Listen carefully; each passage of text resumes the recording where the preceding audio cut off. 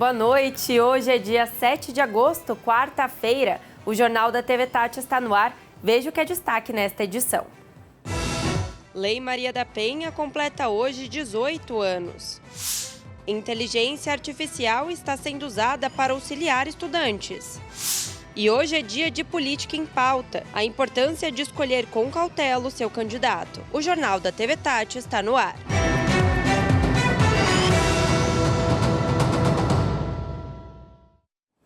Começamos o jornal falando sobre uma data importante. Há 18 anos era sancionada a Lei Maria da Penha, que protege mulheres no Brasil, tenta romper o ciclo da violência contra a mulher e impede que o agressor cometa novas formas de violência doméstica, seja ela física, moral, psicológica, sexual ou patrimonial.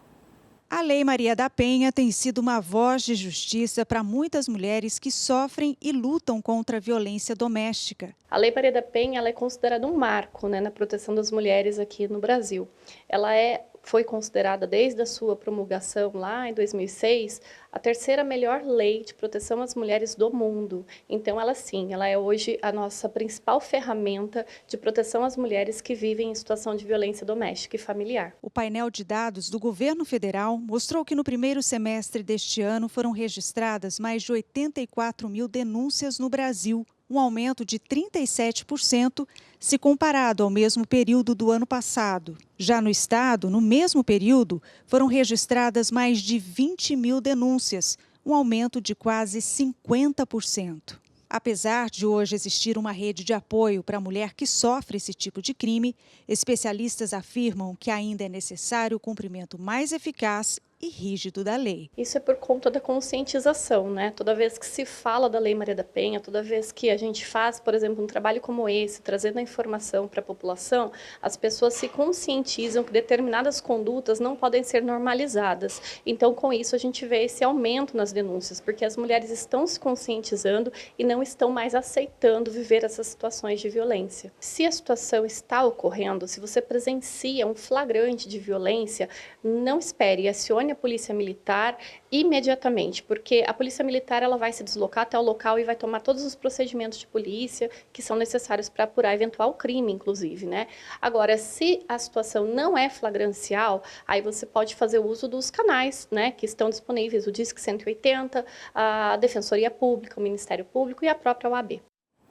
Ainda falando sobre esse assunto, é muito importante que a mulher vítima de violência saiba como e onde pedir ajuda. Por isso, no nosso site, o thmais.com.br/vale, listamos como a polícia consegue ajudar neste momento. Na reportagem, você encontra alguns projetos, como o Botão do Pânico, da Prefeitura de Jacareí, que é comandado pela Guarda Civil Municipal. Você também encontra outras formas de pedir ajuda. E, claro, a gente relembra aqui, se você presenciar alguma agressão ou desconfiar de violência, não espere. Acione a polícia pelo 180. Vamos para o nosso primeiro intervalo e daqui a pouco a gente volta.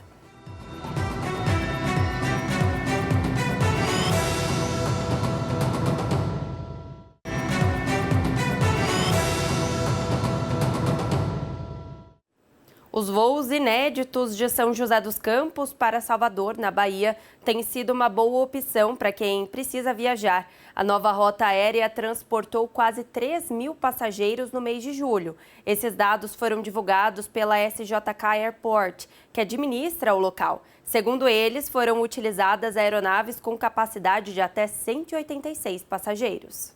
E, de fato, os resultados foram surpreendentes. Nós tivemos 2.800 passageiros transportados durante o mês de julho, que é um mês de férias escolares, um mês de alta demanda por viagens a lazer, por viagens turísticas, e nós percebemos um fluxo muito grande, tanto de pessoas, moradores do Vale do Paraíba, indo para a Bahia, tirar férias, ir para a praia e conhecer as belezas da Bahia, mas também nós percebemos um fluxo grande dos baianos visitando o Vale do Paraíba, sobretudo destinos como Campos do Jordão, como Aparecida, que é um destino consagrado aí de turismo religioso, eventualmente até a cobertura do litoral norte também, com destinos como Ubatuba, Ilhabela, Caraguatatuba. Então, de fato, isso nos surpreendeu. Como eu disse, foram 26 operações, 100% de regularidade, ou seja, todos os voos programados, eles foram realizados, foram operados normalmente. Tivemos um índice de 96% de pontualidade, o que é um índice muito bom para uma época de alta temporada, de alta demanda, ou seja, chegando perto aí de 100% de pontualidade, né? E tivemos uma ocupação média das aeronaves em torno de 75%, o que também revela um potencial muito grande dessa rota, seja de turismo do Vale do Paraíba para a Bahia, como também da Bahia para o Vale do Paraíba. Em alguns dias, nós tivemos picos de 99%, ou seja, voo lotado, né? A capacidade máxima das aeronaves. Então, de fato, o balanço é muito positivo e nós esperamos agora retomar essa operação. Estamos em tratativas com a companhia aérea e as outras companhias também, para que a gente volte com essa rota, com esse tipo de rota, também na temporada de férias de verão, que é a partir, né, do Ano Novo, aí do Natal, do Ano Novo, dezembro, janeiro e fevereiro, cobrindo aí até a temporada de Carnaval. Temos um mercado bastante promissor aí a ser trabalhado pela frente. O transporte aéreo ele tem uma capacidade indutora, né, em termos econômicos para a região, muito grande, né? O transporte aéreo ele é meio, né? As pessoas elas usam o avião, usam o aeroporto para se deslocarem de um ponto A para um ponto B. E isso potencializa enormemente serviços das mais diversas naturezas, desde a parte de alimentação no aeroporto, a restaurantes na cidade, transporte, táxi, aplicativos, né? Mas também todo o trade turístico, a rede hoteleira, né? Toda a parte de turismo, como a gente tem, por exemplo, na Serra da Mantiqueira, turismos de vinhos, turismo de aventura, o Turioso também no chamado Vale da Fé, né, que contempla aí o Santuário Nacional de Aparecida, a região da Canção Nova, em Cachoeira Paulista, e também o Santuário Frei Galvão. Então, é toda uma cadeia de turismo, de negócios, de atividade econômica, que ela é movimentada e potencializada por esses voos. E não só isso, a gente tem que lembrar que a região é uma região muito industrializada, com muitas empresas multinacionais que operam no Vale do Paraíba, e o voo regular, o transporte aéreo, ele permite também a realização de muitos negócios, né? Funcionários dessas empresas, pessoas que estão em negociação com essas empresas podem utilizar, o público corporativo, né? Pode utilizar o aeroporto de São José dos Campos para poder fazer os seus negócios. Então, de fato, a presença de um aeroporto na região, operando voos regulares de passageiro e também de carga, como nós fazemos, tem um potencial indutor em termos econômicos muito grande para toda a região do Vale do Paraíba e litoral norte de São Paulo. E agora é hora de falarmos sobre política. Está no ar o quadro Política em Pauta.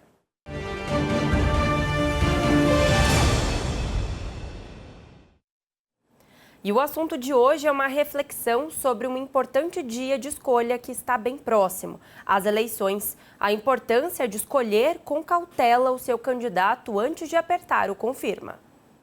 O que realmente importa em uma campanha eleitoral?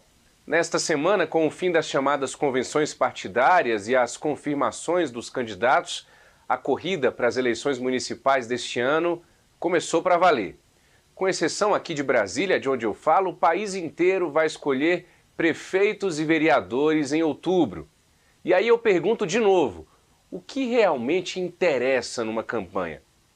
Em São Paulo, Pablo Marçal, do jeito dele, despertou polêmica ao falar que 2 de seus adversários são usuários de cocaína.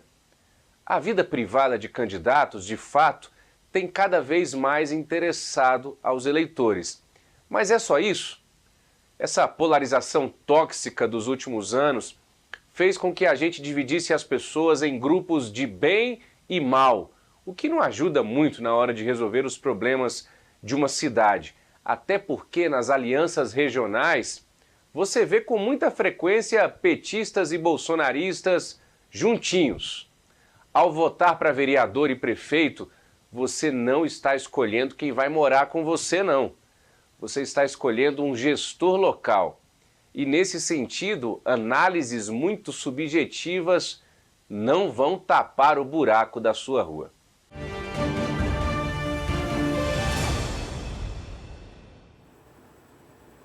E a Caixa Econômica Federal vai começar a distribuir até o fim deste mês parte do lucro recorde registrado pelo FGTS no ano passado para os trabalhadores. Segundo informou o Ministério do Trabalho e Emprego, a previsão é que o governo distribua cerca de 15 bilhões de reais.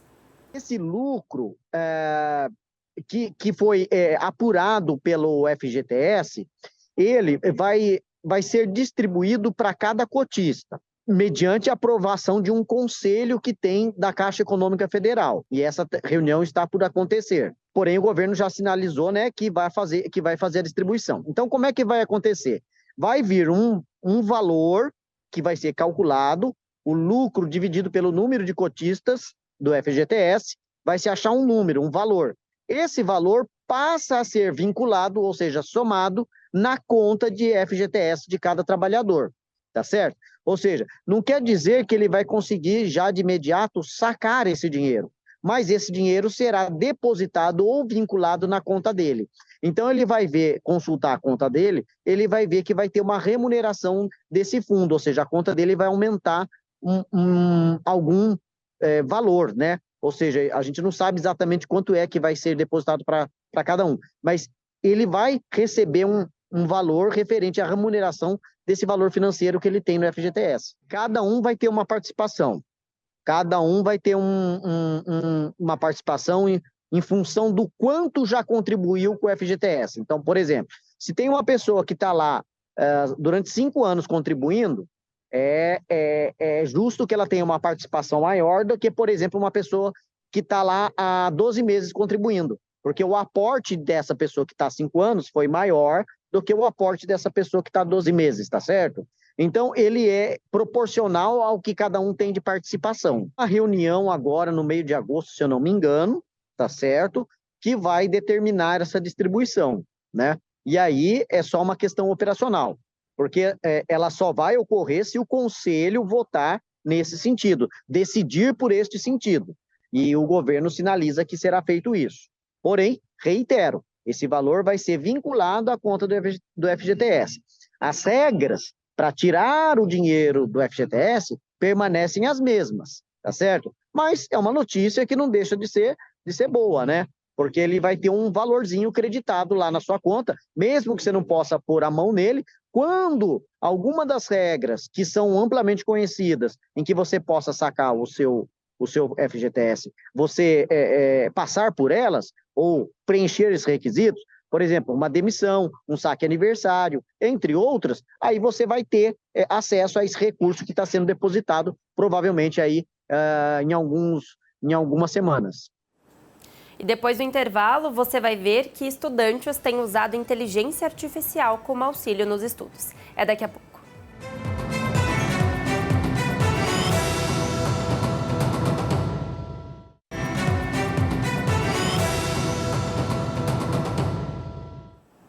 E o calor continua em toda a região. Amanhã as temperaturas devem permanecer altas, principalmente no litoral norte.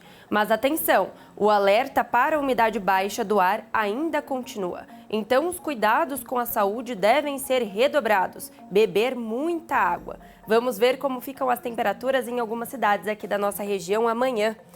Em Jacareí, a máxima de 33 graus e a mínima de 16, deve fazer sol o dia inteiro. Caçapava, também vizinha aqui de São José dos Campos, máxima de 34 e mínima de 18 graus. Em Ubatuba, no litoral norte, que vai fazer sol e muito calor, máxima de 35 e mínima de 17. E São Bento do Sapucaí, nossa Serra da Mantiqueira, máxima de 27 e mínima de 13. A Secretaria da Educação do Estado de São Paulo ampliou o prazo de inscrições para profissionais interessados em atuar como professores do ensino médio técnico em todas as escolas da rede estadual a partir do ano que vem. Agora, os interessados têm até a próxima terça-feira, no dia 13, para realizar as inscrições. São 3.000 oportunidades de emprego. Para se inscrever no processo seletivo, os profissionais interessados devem se cadastrar no site da FGV. Os salários podem chegar até os R$ 5.300. O assunto agora é inteligência artificial. Um estudo mostrou que cada vez mais universitários têm usado a inteligência para auxiliar nos estudos. Apesar de ser uma tecnologia perigosa, se certos limites não forem aplicados, os especialistas garantem que é uma nova forma de democratizar a educação. A cada aula por aqui é de muito estudo e principalmente informações novas o tempo todo. Por causa de tanta rapidez no dia a dia, essa turma de publicidade e propaganda de uma universidade em São José dos Campos tem recorrido a uma ajuda diferente para auxiliar nos estudos. Eu acho que a inteligência artificial chegou para ser um facilitador para os estudos, ainda que algumas pessoas façam o uso incorreto dessa ferramenta, mas quando usada da maneira correta, eu acredito que ela veio para ajudar a incrementar aquilo que a gente possui, para facilitar o nosso dia a dia, para tornar as coisas mais rápidas. Quando você tem uma ideia, ela pode te ajudar a desenvolver isso. Por aqui, elas encaram a plataforma como uma parceira, mas é preciso um certo cuidado para que ela não se torne uma vilã. Ela tem me ajudado muito, ela tem facilitado muitas coisas que seriam num processo mais demorado e num tempo mais curto. Então, ela tem ajudado bastante a ser uma fonte de pesquisa mesmo. Então, às vezes eu estou lendo um texto e eu não entendo muito bem o que ele fala. Então, eu coloco uma parte do texto para ele meio que me explicar de outra maneira. Então, eu estou usando ele muito como uma fonte de pesquisa mesmo e tem me ajudado completamente. Eu uso para aprimorar meus estudos e, por exemplo, eu tenho uma ideia e aí eu vou e uso a inteligência artificial para me ajudar com a ideia e aí eu transformo em uma coisa bem legal. O uso da inteligência artificial tem se tornado cada dia mais comum. Uma pesquisa feita pela Associação Brasileira de Mantenedoras do Ensino Superior apontou que 7 a cada 10 estudantes utilizam a plataforma. Mas é preciso cuidado e utilizar a IA como um auxílio. Para este especialista em tecnologia, a plataforma tem ganhado espaços em várias áreas profissionais e na educação tem um papel ainda mais importante, o da democratização. Ajuda a desabrochar a cabeça das crianças. Tenho diversos cases de aplicação, desde um projeto supervisionado das crianças criarem seus projetos. Então, ajuda muito no contexto criativo, contexto de explorar alguns talentos, algumas coisas dentro da cabeça das crianças. De novo, com acompanhamento dos professores, com direcionamento. Além da educação, este sistema pode ser usado também para otimizar o tempo em muitos trabalhos e atendimentos. Nesta agência de publicidade, onde o Davi trabalha, o uso é diário. É uma engrenagem, é uma ferramenta que como tem um acesso fácil, as pessoas estão usando cada vez mais e percebendo que a sua produtividade aumenta consideravelmente. Então, a brincadeira que a gente faz é por que eu vou subir de escada se tem um elevador? O uso da ferramenta ele realmente aumenta a capacidade das pessoas de produzir mais e melhor. Mas uma pergunta polêmica e que sempre aparece é: será que a inteligência artificial vai substituir o ser humano? Eu acho que coisas que eram muito manuais, elas tendem a se tornar mais fáceis, mais automatizadas com o auxílio da inteligência artificial, sendo controlada por pessoas que têm o conhecimento da ferramenta, sendo controlada por humanos que sabem sobre o desenvolvimento, o bom uso dessa ferramenta, ela pode ajudar muito no dia a dia de trabalho, para várias áreas, tanto para a tecnologia da informação, como para nós publicitários, por exemplo. Ela pode nos ajudar a crescer de uma maneira positiva quando usada da maneira correta. Um exemplo muito interessante, que é a forma de enxergar. Uma empresa de comunicação, ela precisa de equipe para entregar seus projetos de comunicação, que é o nosso caso. A gente não conseguia atender ou ser um fornecedor de uma empresa pequena, porque essa empresa pequena ela não teria como pagar o nosso serviço. Com a inteligência artificial consegue. Então, o nosso público-alvo antes, que era muito restrito, agora viraram 90 milhões de empreendedores no Brasil. Ou seja, se por um lado sim vai otimizar e nisso substitui determinadas etapas do trabalho, ao mesmo tempo criou um outro negócio que tem uma projeção de crescimento exponencial. E se fizer esse convite para os profissionais, o cara da saúde vai substituir determinadas tarefas, mas vai ampliar a capacidade de levar saúde para regiões carentes. Mesma coisa com a educação, como eu comentei agora. Mesma coisa com engenharia, mesma coisa com direito. Então, é uma forma de chegar. O Jornal da TV Tati fica por aqui. Muito obrigada pela sua companhia. Fique agora com mais notícias no SBT Brasil. Tchau e até amanhã.